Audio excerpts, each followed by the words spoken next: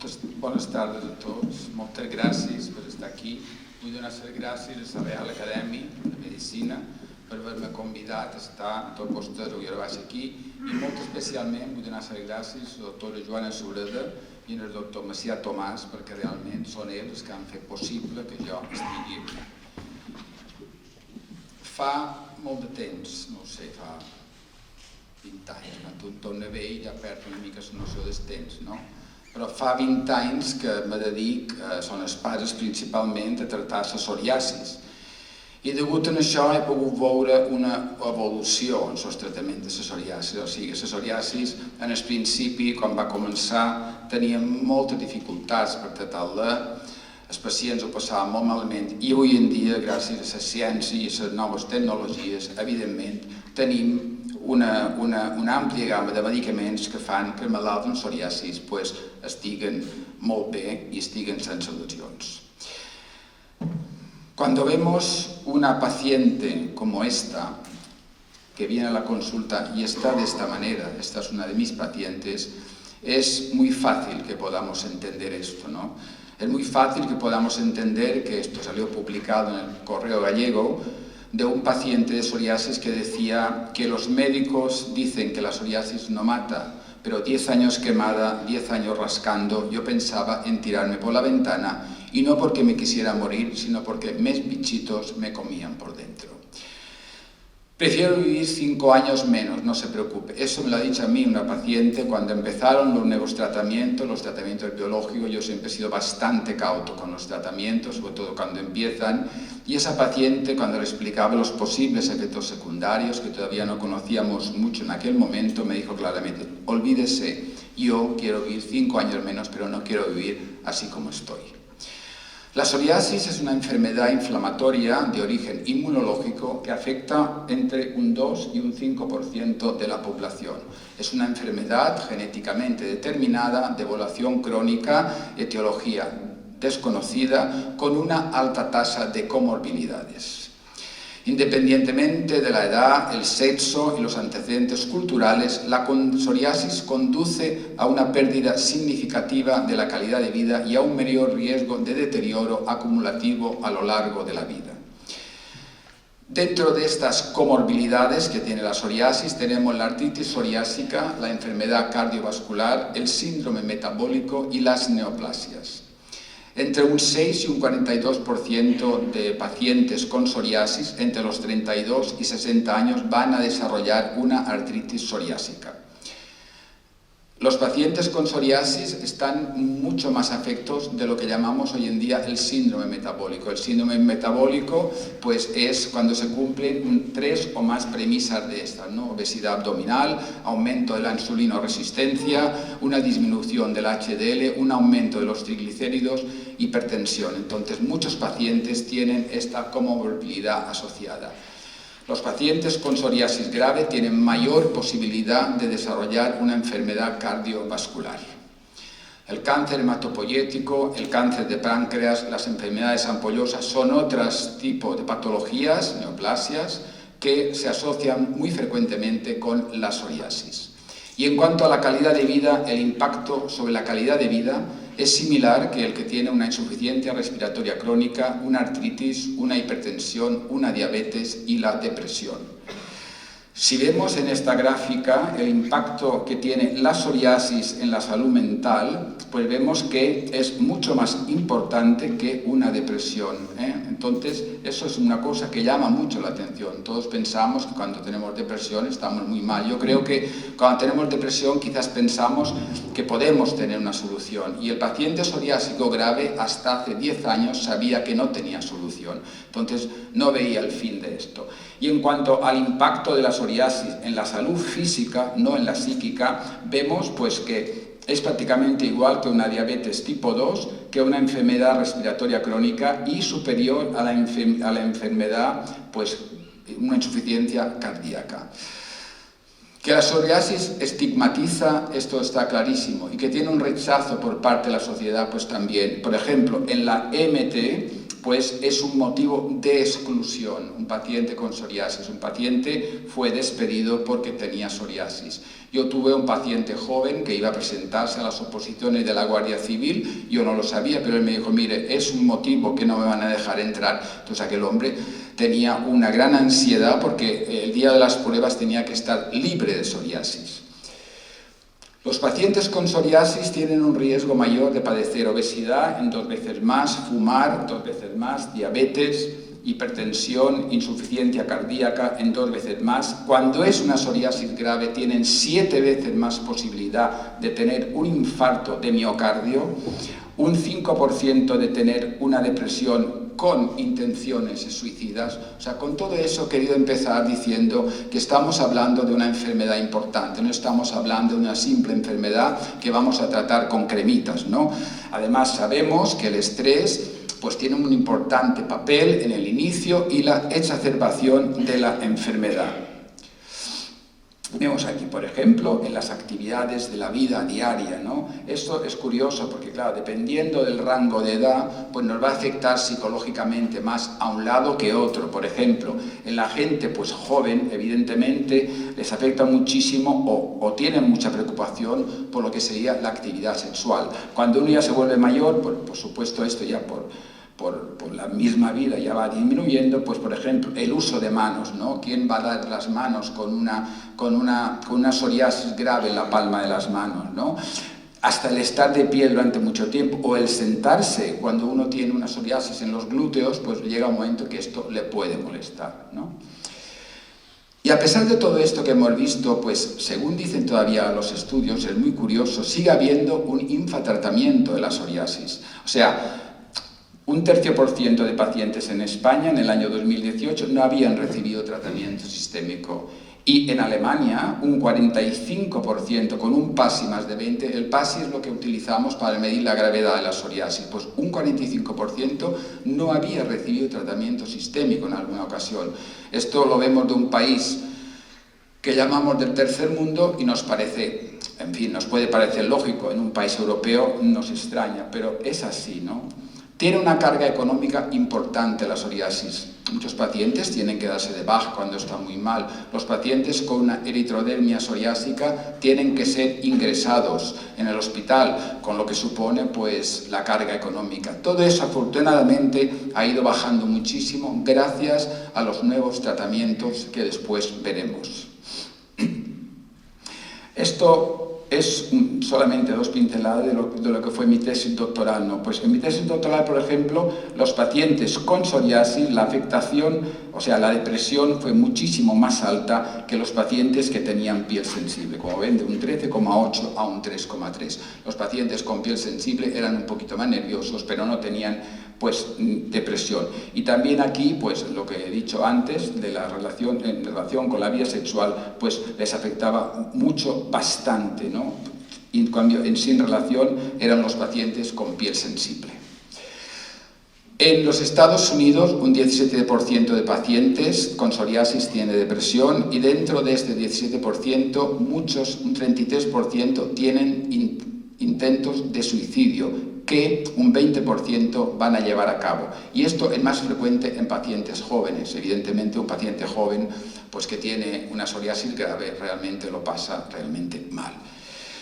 La psoriasis puede ser grave por la extensión que tiene, pero también puede ser grave por la localización. O sea, fíjense ustedes si alguien tiene pues, una psoriasis genital, ¿no? Una psoriasis en la zona genital, aunque solo se tuviese esta psoriasis, pues realmente es un motivo de una gran afectación psicológica para el paciente, ¿no? O sea, los pacientes tienen a veces, o sea, sienten vergüenza de poder contarle al médico que tienen psoriasis en la zona genital. Entonces, a veces incluso está infratratada por eso, ¿no? Fíjense, vas al médico, vas al dermatólogo, entonces está el dermatólogo, está la enfermera, está el estudiante de medicina y está el residente. Y luego está la puerta que constantemente se abre y se cierra. La mía no, porque yo pongo el pestillo. Pero lo digo porque usted va a ir ahí y le tiene que decir al médico, mire, tengo que hablarle de mis genitales, no lo va a hacer. Y a veces también los médicos, los dermatólogos, para preservar la intimidad del paciente, pues tiene usted lesiones en otros sitios, en los genitales, pero yo no le digo a veces enséñemelos, a no ser que el paciente se deje. Entonces, porque les causa un impacto importante.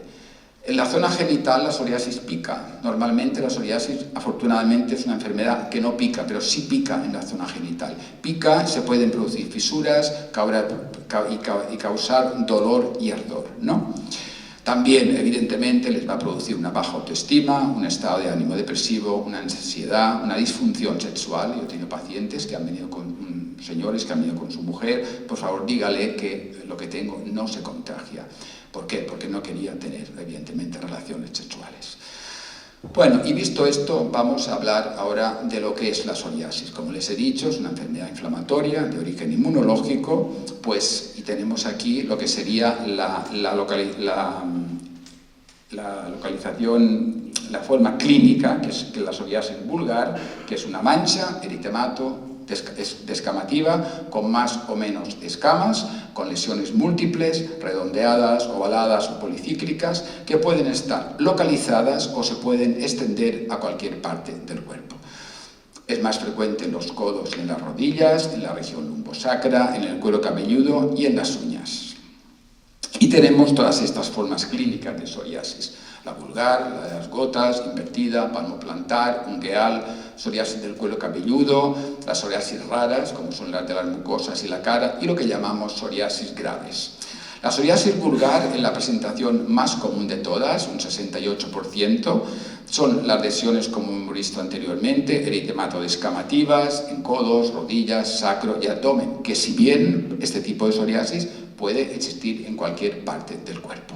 Tenemos esta imagen, una imagen que clínicamente no pone ninguna duda diagnóstica. Ven que puede haber más o menos escamas, aquí por ejemplo no hay, aquí hay muchas escamas, eso ya depende, ¿no?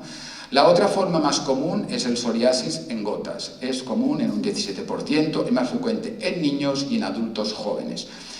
Normalmente está ligada con una infección estreptocócica de la faringe y con el estrés. Entonces, el paciente en 3 o 4 días o en una semana se puede poner de esta manera. Pero, afortunadamente, esta psoriasis es una psoriasis que es bastante fácil de tratar. Esta psoriasis funciona muy bien y a veces se tiene un brote y no se tiene más.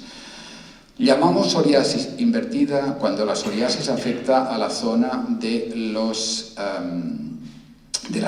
pliegues, de las ingles, submamario, vulva e interglúteo. Entonces vemos, por ejemplo, esta imagen, aquí tenemos otra en la zona interglútea y luego tenemos esta en la zona submamaria. No sé si han podido ver la diferencia, esto clínicamente es un poco diferente. Aquí no hay escamas, ¿por qué? Porque la zona de los pliegues es una zona húmeda y esa zona húmeda por sí misma lo que hace es, digamos, como hidratar y evita la formación de esas escamas, ¿no? Eso muchas veces se puede confundir pues, con tener hongos, ¿no? Muy fácil que a veces llega el paciente, el médico me ha dicho que tengo hongos. Bueno, pues no son hongos, es una psoriasis, ¿no? Luego tenemos la psoriasis palmoplantar, que también es muy difícil de tratar, y aparte de que es muy difícil de tratar, es una enfermedad que también estigmatiza mucho al paciente. Porque fíjense cuando alguien trabaja de cara al público que tenga que dar la mano constantemente y tenga las manos llenas de psoriasis. Entonces la psoriasis palmoplantar se puede presentar bajo 2 formas clínicas. Por ejemplo, tenemos esta que es una forma clínica de una hiperkeratosis. Vemos estas placas pues bien marcadas con importante hiperkeratosis. Aquí tenemos que esa hiperkeratosis puede llegar a formar grietas, que esas grietas molestan mucho y hacen mucho daño, incluso hay personas que les puede costar caminar.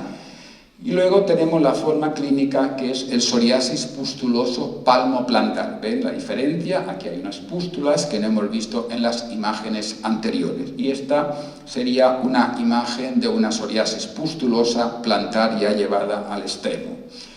Luego tenemos la psoriasis ungueal. Las uñas se pueden ver afectadas por sí solas o formar parte del conjunto, digamos, de la psoriasis del cuerpo, ¿no?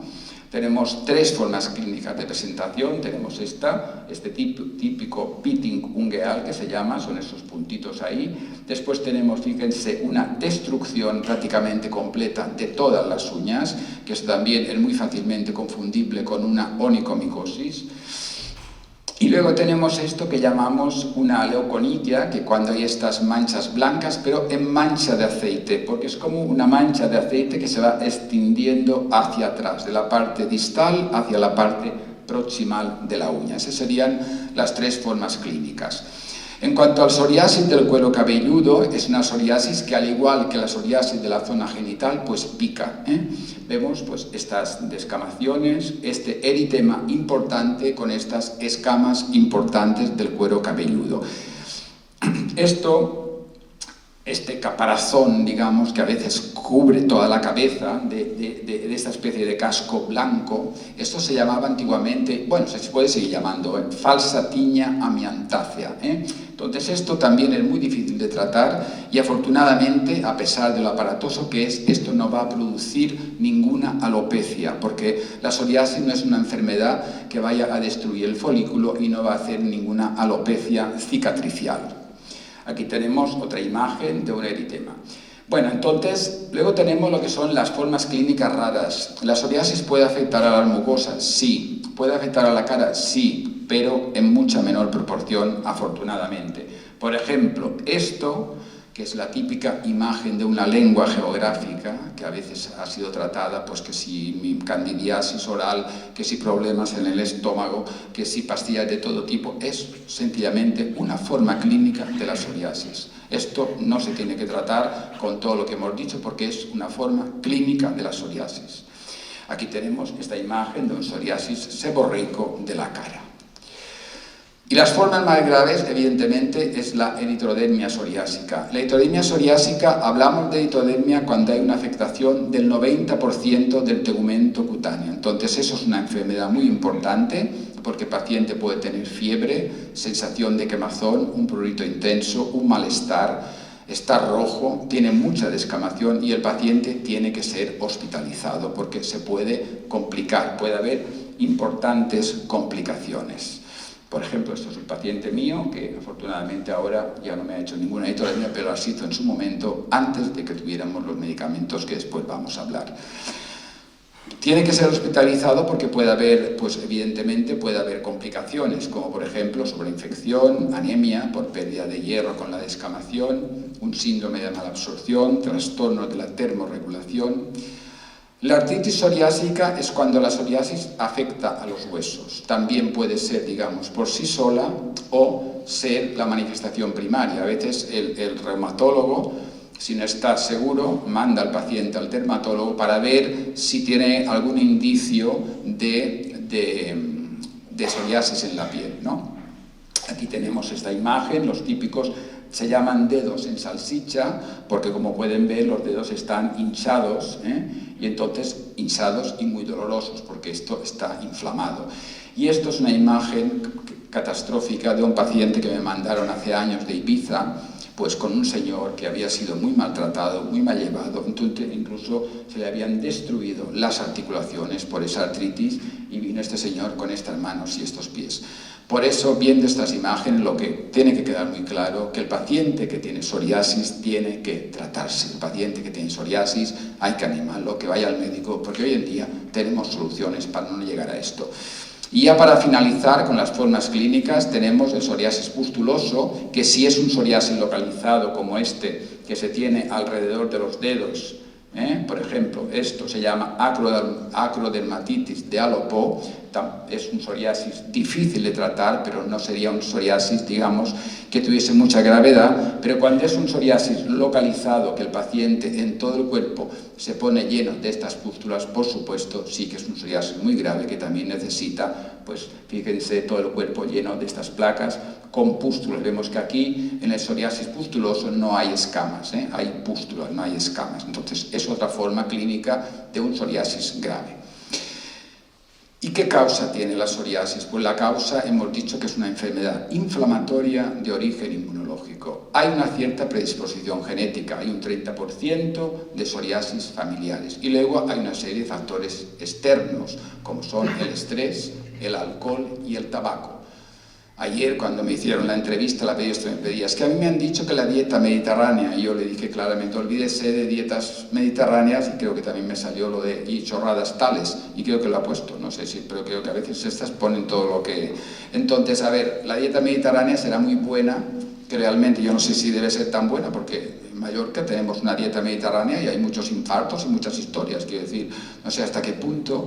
Pero bueno, para la psoriasis no afecta absolutamente a nada. Eso que quede bien claro. La persona que tiene psoriasis puede comer y hacer de todo. El alcohol y el tabaco. Y especialmente el tabaco en la psoriasis palmoplantar. En eso sí que hay que ser muy estrictos. Si la persona tiene una psoriasis grave de palmas y plantas y sigue fumando, es muy difícil tratarla. El estrés, por supuesto, y luego sí que sabemos que hay ciertos medicamentos, como por ejemplo las sales de litio, los beta-bloqueantes, los inhibidores de la angiotensina que se dan para la hipertensión, que también son medicamentos a evitar, que si se puede hay que decirles que el médico se los cambie. La fisiopatología de la psoriasis, o sea, los mecanismos que desembocan la psoriasis, ha ido cambiando con el tiempo. Fíjense, en los años 1980 pensábamos que era una enfermedad impulsada por una hiperproliferación de queratinocitos. Después fuimos corriendo en los años y pensamos que estaba mediada por los linfocitos de H1. Y actualmente hemos ido subiendo todos esos escalones y hemos llegado a conocer que es una enfermedad mediada por los linfocitos T, especialmente por las interleuquinas 23 y los linfocitos de H17. O sea, las citocinas, que son unas moléculas proinflamatorias, están aumentadas en la psoriasis. Entonces, estos medicamentos que después hablaremos, los tratamientos biológicos para la psoriasis, lo que hacen es que nos actúan a este nivel, ¿no? Actúan fundamentalmente los modernos a nivel de las interleuquinas 23 y las interleuquinas 17. También hemos cambiado en la evolución de los objetivos terapéuticos, tenemos mejores medicamentos y somos más exigentes. Al principio, cuando solo teníamos los medicamentos convencionales, pues bueno, si en un 50% se nos quedaban blancos el 50% del cuerpo, estábamos contentos. Ahora ya con los biológicos de primera generación queríamos llegar al 75% de blanqueamiento, casi 75%, y ahora con los de segunda ya al 90%, y con los de tercera queremos un blanqueamiento duradero. ¿Es posible? No. No con interrogantes. ¿Es posible? Sí y no. No, porque la psoriasis puede volver en cualquier momento. Sí, porque con los medicamentos que tenemos ahora sí que tenemos un blanqueamiento del 100%. Lo que pasa es que no sabemos si a los años, 2, 3 o 4 volverá. Pero afortunadamente siempre tenemos una molécula en la recámara para poder hacer un cambio. Y ahora ya vamos a pasar a hablar del tratamiento de la psoriasis. ¿Cómo la vamos a tratar? Bueno, pues cuando es una psoriasis leve, evidentemente la vamos a tratar con tratamientos tópicos. Cuando es una psoriasis moderada grave, entonces vamos a emplear tratamientos sistémicos. Dentro de los tratamientos sistémicos, hoy en día hablamos de los tratamientos clásicos y de los tratamientos biológicos. O sea, los clásicos son los que habíamos utilizado toda la vida y para eso, para diferenciar los tratamientos de toda la vida y los nuevos, los llamamos clásicos. Vemos que aquí, por ejemplo, dentro de la terapia tópica tenemos pues, los corticoides, ahora hablaremos un poquito de ellos, los análogos de la vitamina D3, pues los queratolíticos, la fototerapia, la terapia sistémica convencional, los clásicos, el metotrexato, los retinoides, la citretina, y luego los tratamientos biológicos. Me gusta hablar un poco del paciente anciano, porque a mí las personas ancianas son unas personas que me merecen muchísimo respeto y a las que siempre he tenido muchísimo cariño. Y pienso que a veces no se les da, digamos, el cuidado que se les tendría que dar, ¿no? sea, un paciente anciano que tiene psoriasis, a veces podemos pensar, bueno, como este señor es mayor, al fin y al cabo, ¿para qué vamos a...? A veces ocurre en los hospitales, bueno, que tiene 90 años, pues ya está, ya se puede morir. Eso, desgraciadamente, en España pasa. Yo no sé en los otros países, aquí pasa, ¿no? Entonces, ¿tiene 85 años? Pues que tenga psoriasis, porque los tratamientos biológicos son muy caros. Pues no. El tratamiento, si está bien, aunque no lo esté, pues por lo menos le quitamos un peso de encima, el que se mira al espejo y se vea bien. Pero sí que son pacientes que tenemos que ir con un poco más de cuidado. Tienen la piel más fina, tienen la piel muy seca, eso hace que la psoriasis les pique y al paciente joven no le pica. Entonces, es un paciente que cuando le das un tratamiento tópico, por ejemplo, para ponerse en la cabeza, él mismo no se le va a poder poner, o sea, a veces o no se verá bien donde tiene, ¿no? Hay que ir con mucho cuidado con los corticoides tópicos, con más facilidad le pueden producir una atrofia de la piel, ¿no? También hay que pensar que el paciente anciano toma muchísimos medicamentos y esos medicamentos se tienen que revisar y se tienen que revisar cada vez que viene a la consulta porque el médico le puede ir añadiendo medicamentos que podrían interferir con los medicamentos que nosotros le vamos a dar, ¿no?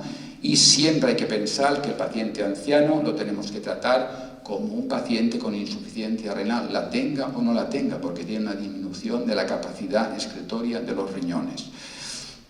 Por eso es importante en este colectivo de pacientes pues tenerlos un poquito más de cuidado. Bueno, ¿cómo tratamos una psoriasis localizada? Pues con un tratamiento tópico.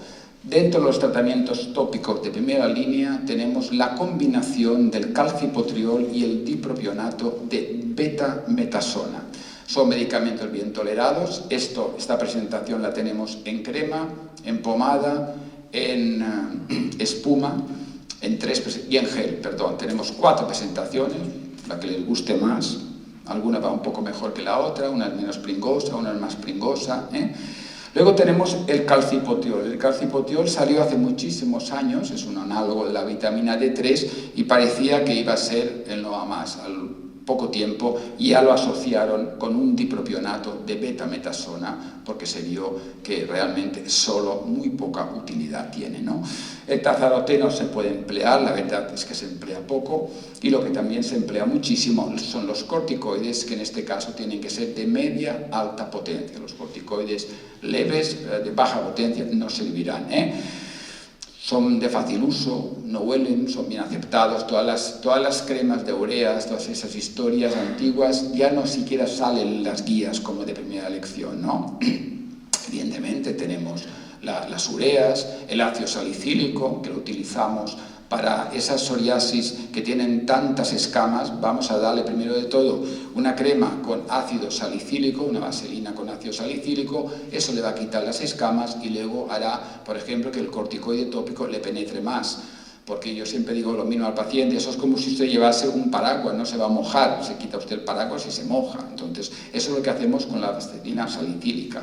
Los alquitranes huelen, manchan la ropa, manchan la piel, son muy mal tolerados por el paciente y hoy en día prácticamente no se utilizan.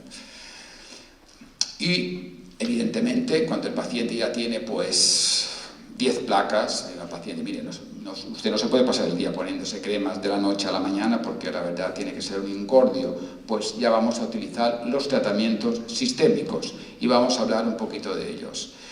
Y luego tenemos las terapias biológicas.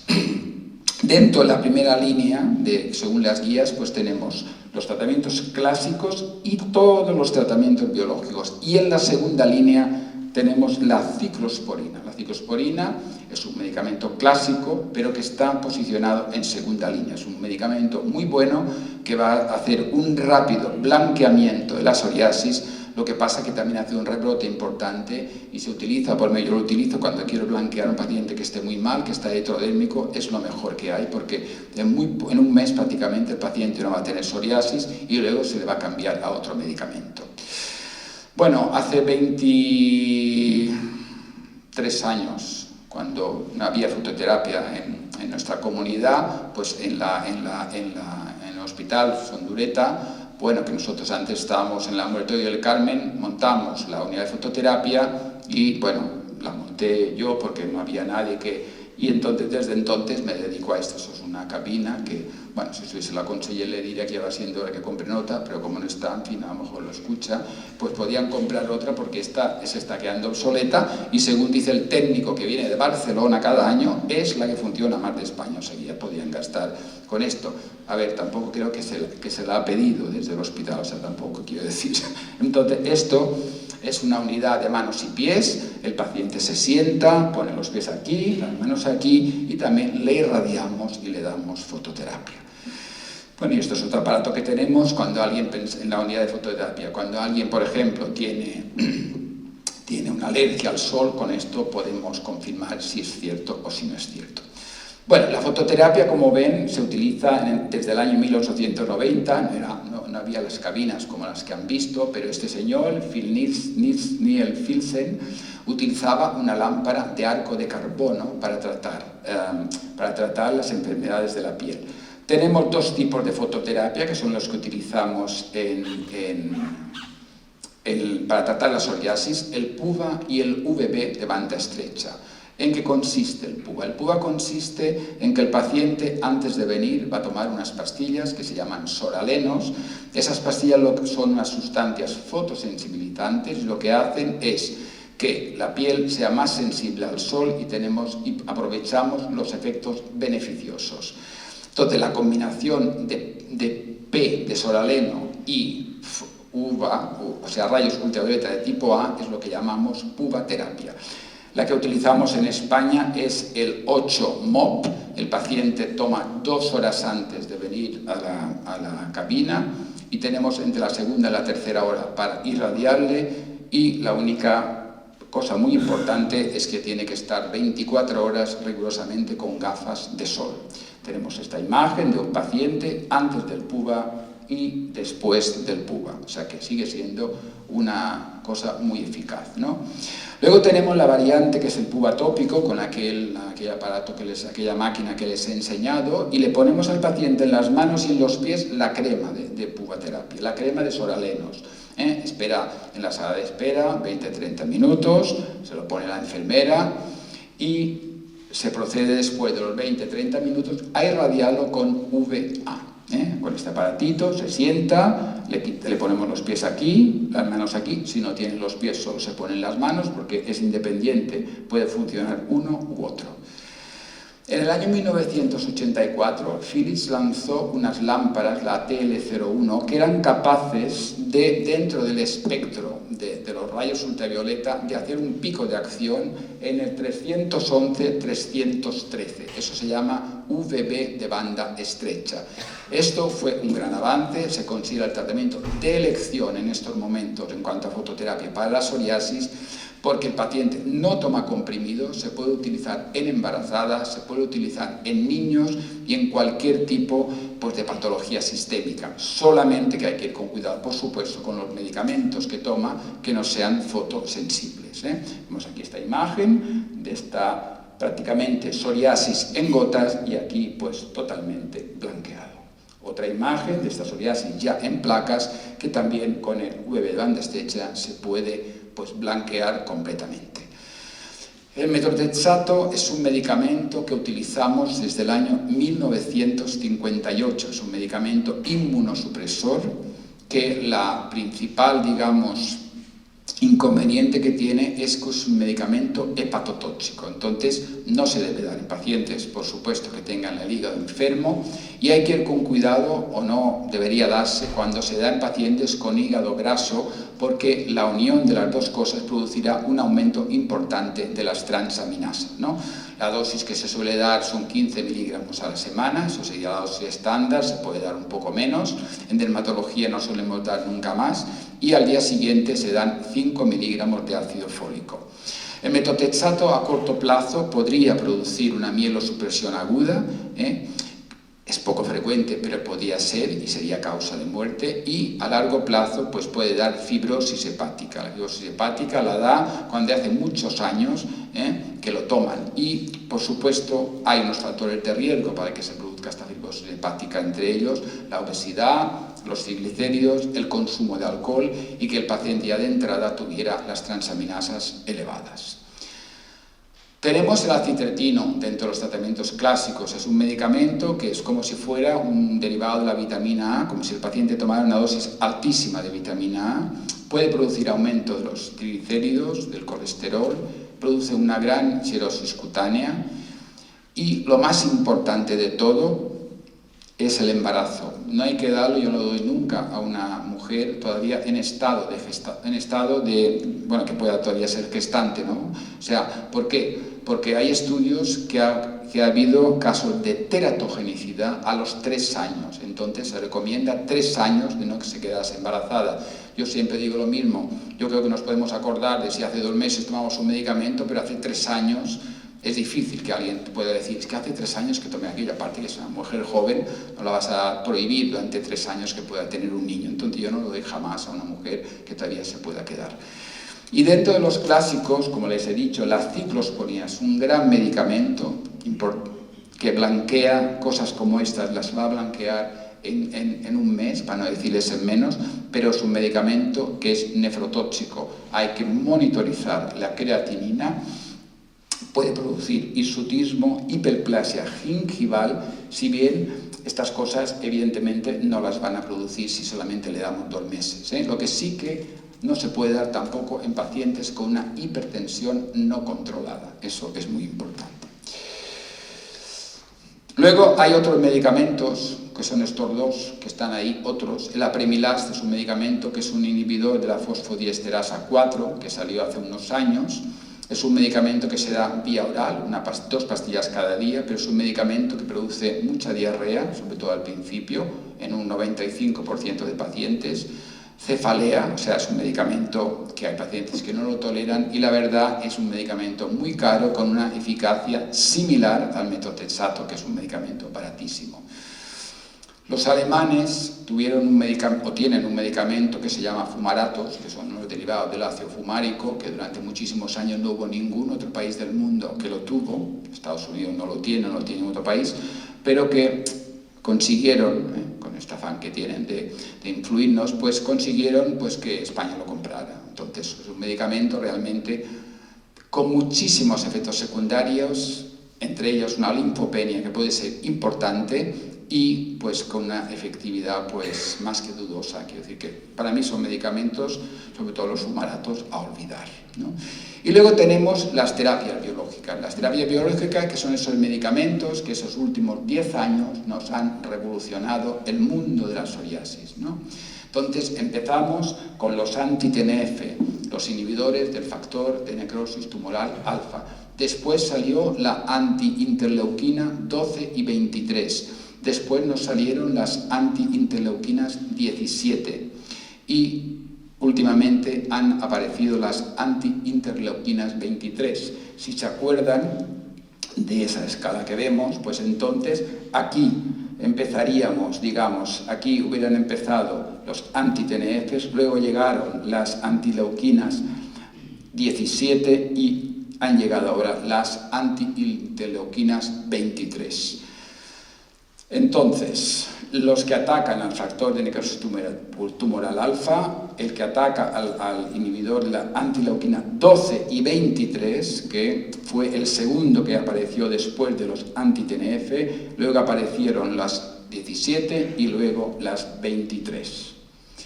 Tenemos aquí los inhibidores del factor de necrosis tumoral alfa, el etanercept, que fue el primero de todos, el adalimumab, que todavía lo seguimos utilizando, el infliximab, que es el único de todos estos que, como es vía endovenosa, realmente es el que tiene más posibilidades de producir sepsis, de producir shock anafiláctico y también de causar más infecciones, realmente se utiliza poco.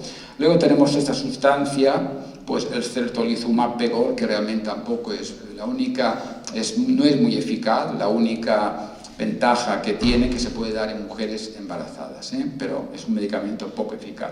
Bueno, este ya lo hemos hablado. Luego tenemos después aparecieron los inhibidores de la antileuquina 17, como son el secukinumab, el brodalumab, el ixekizumab, y ahora ha aparecido, ya lo pasa, no lo tenemos todavía aprobado en nuestra comunidad, el bimekizumab. Y aquí tenemos los de la 23, los guselkumab, el tildraquizumab y el risankizumab. Y después de los inhibidores del TNF apareció la anti-interleuquina 12 y 23, el ustekinumab. Como ven ustedes, esto se va refinando. Este inhibía 12 y 23 y los actuales ya solamente inhiben la 23, porque se ha demostrado que no es necesario inhibir la anti-interleuquina 12, que inhibiendo la 23 el paciente está igual de bien. Si bien hay que decir que ese fue un medicamento muy revolucionario en su momento, porque después de estos llegó el que es una aplicación cada 3 meses, después de tener este que da cada semana, el adalimumab cada 15 días, entonces nos llega una molécula muchísimo más eficaz, con unos PASI de 90 y que se utiliza cada 3 meses, lo cual esto fue pues realmente una importante revolución, ¿no? ¿Qué hay que hacer? ¿Lo podemos dar a todo el mundo? Bueno, realmente la respuesta es casi sí, ¿no? Hay que hacer una analítica, por supuesto, no se puede dar en mujeres embarazadas ni en mujeres lactantes, hay que hacerles un mantús, un cuantiferón, una placa de tórax, un estudio de sífilis, de hepatitis B y C. ¿Podemos darlo si nos sale el mantús positivo? Pues sí, lo podemos dar. Tenemos que hacer quimioprofilaxis de la tuberculosis. Al paciente se le va a dar isoniazida durante 9 meses y si al mes, mes y medio que se le repite la analítica, el paciente la tolera bien, no le ha producido un aumento de las transaminasas, entonces ya le empezamos con el tratamiento biológico.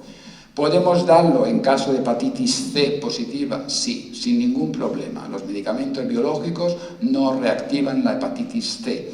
¿Lo podemos dar en caso de hepatitis B? Sí, pero igualmente que hacíamos con la tuberculosis, ahí sí que también tenemos que hacer quimioprofilaxis. El paciente deberá tomar todo el tiempo que dure el tratamiento una pastilla de lipomudina.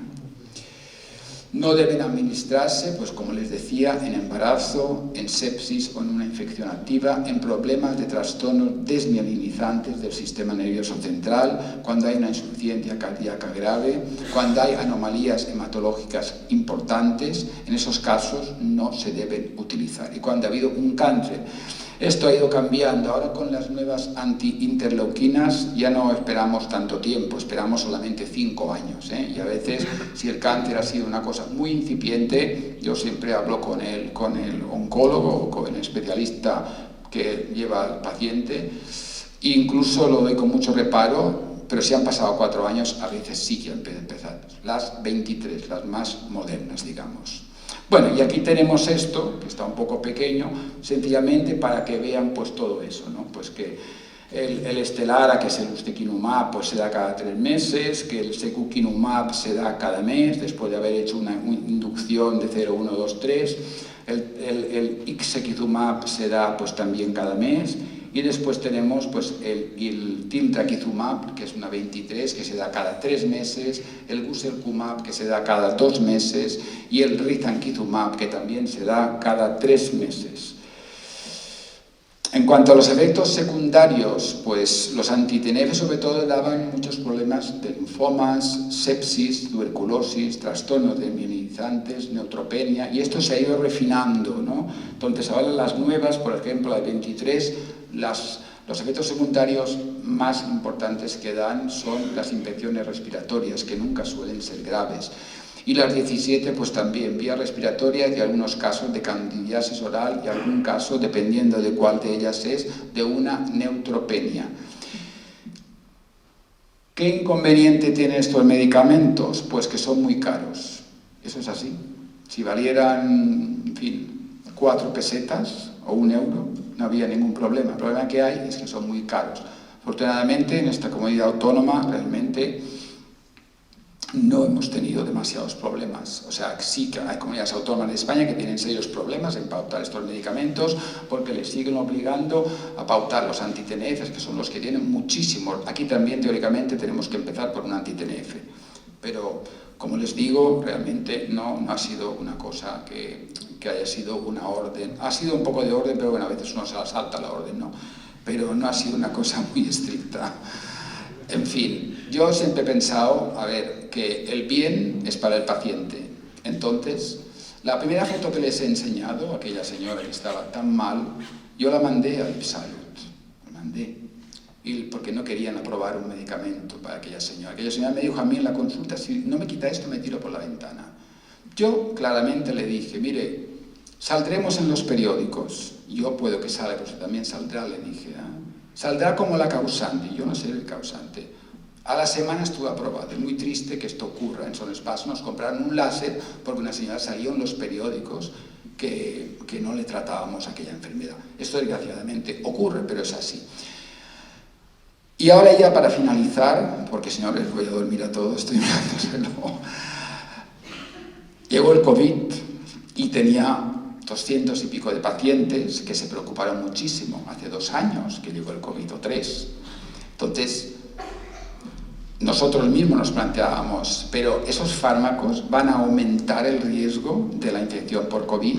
¿Podemos seguir con este medicamento? Esto era una pregunta, evidentemente, que no sabíamos qué hacer, ¿no? Entonces ya empezaron enseguida a salir estudios y estudios, cuando ya había casi un año, y los resultados, por ejemplo, de este estudio, que se hizo pues aquí en España, decían que los tratamientos sistémicos clásicos o biológicos no aumentan ni la susceptibilidad ni la gravedad del COVID.